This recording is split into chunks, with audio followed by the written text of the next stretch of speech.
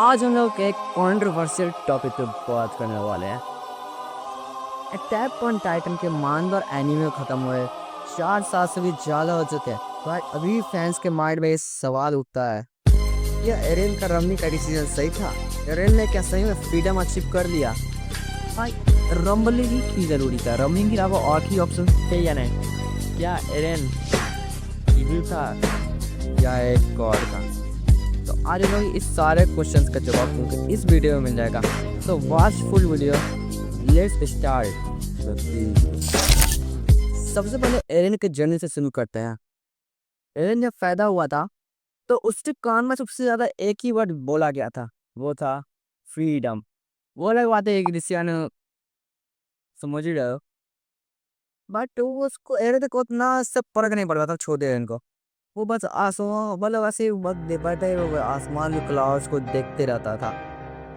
पर एक दिन जब आर्मिन उसको आउटसाइड द वर्ल्ड्स का कुछ पिक्चर्स बुक में दिखा रहा, मैं दादाजी का बुक में, तब एरेन को कुछ होता है कि वो फ्री नहीं है।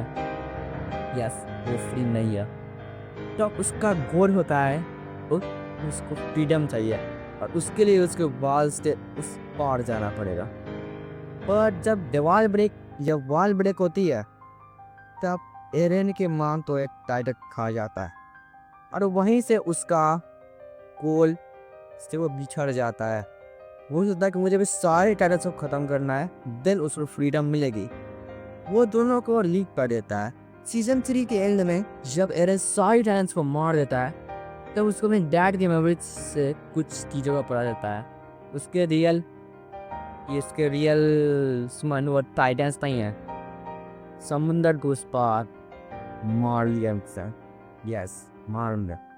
जब वो मार्लियंस को मार देगा तभी जाके उसको अपनी फ्रीडम मिलेगी। सो रमलिंग के कुछ रीजंस है। फर्स्ट ऑफ ऑल, एरेन को पता था कि फ्रीडम उससे मिलेगी अस्की पसंद पॉपुलर को पूजा देने के बाद में। यस, और ऑनेस्टली पता होता एरेन बहुत सेल्फिश था फ्रीडम पे। लिटरली इनोसेंट पीपल को मारना ही कोई अच्छी बात नहीं होता फ्रीडम के लिए। बट ये भी है ना, अपनी फ्रीडम चाहिए रहन, दूसरे का फ्रीडम सुननी पड़ेगी। रीज़न नंबर 2, एरेन को पता था कि फ्रीडम की कॉस्ट छोटी मोटी नहीं होने वाली है, बहुत ज़्यादा होने वाली है। सिर्फ वो इस कॉस्ट को पे करने के लिए राजी है, अपने मन को मना लेता है। लिटरली जो लड़का ह्यूमैनिटी को बचाना चाहता था वही ह्यूमैनिटी को डिस्ट्रॉय कर रहा है। अब क्वेश्चन ये है कि रमलिंग की क्यों? रमलिंग सबसे ज़्यादा क्लियर ऑप्शन था। 80% पॉपुलेशन खत्म करने के बाद फ्रीडम चाहना, लेकिन एरेन के पास और कोई ऑप्शन ही नहीं था। फ्रीडम तो ही है। इंडिया उसके अगेंस्ट हो गई कि बी डायमंड ने वार डिक्लेयर कर दिया था, तो उसको क्या कर सकता है एरेन ले गए। कुछ हरामी कहते हैं कि एरेन के पास दूसरे ऑप्शन थे। अब मैं मारूंगा एक बैट, रुक जा अभी बताता हूँ क्यों। मुझे विश्वास नहीं होता है कि कुछ लोग अभी भी मानते हैं कि एरेन लिटरली एरेन के पास ऑप्शन थे। तो बता देता हूँ उनका क्या क्या हुआ, लोग बताते हैं कितना ईयर्स विथ लाइलेशन प्लान ये था कि ऑन गन का यूज करके वो एलियंस प्रोडक्शन के पावर को छीन लेता और देन वो धीरे धीरे करके एलियंस 16 हो जाते। पर यहाँ पे बात सिर्फ ये है कि क्या गारंटी है कि मार्लियंस उसके साथ बात करेंगे, मतलब उसके साथ देंगे? क्या गारंटी है कि वो खान रहने से यही बात करेंगे? दूसरा रीज़न नेगोशिएशन। जैक सर्वे की डायलॉग है,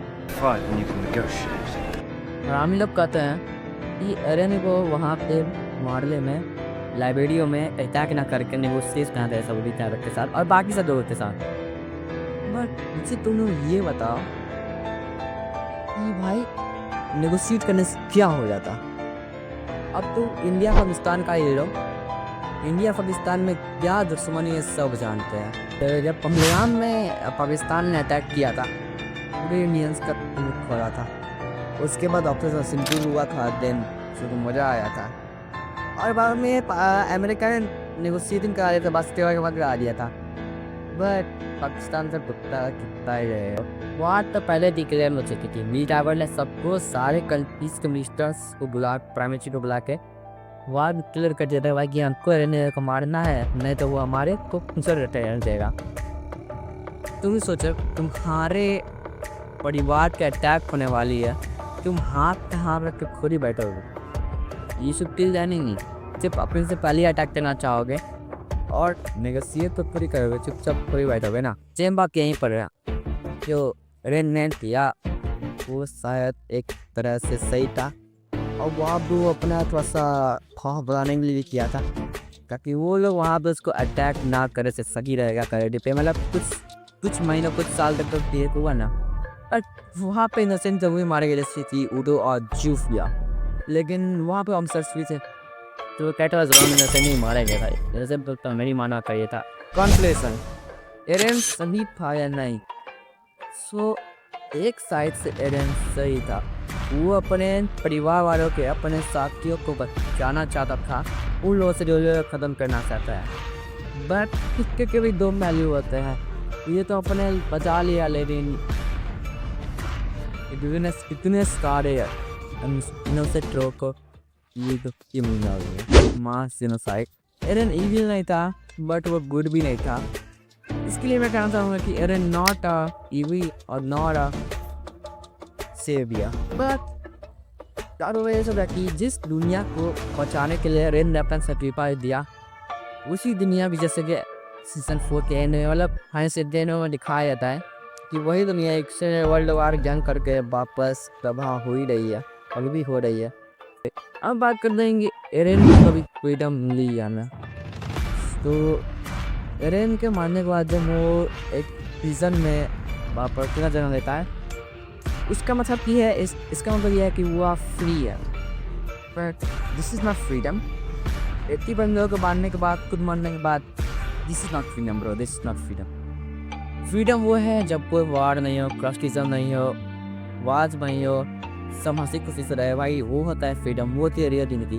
और यही था मेरा ओपिनियन। तो वीडियो अच्छी लगे तो लाइक कर देना, शेयर कर देना, और सब्सक्राइब कर देना। अच्छा कंटेंट आता है यहाँ पे।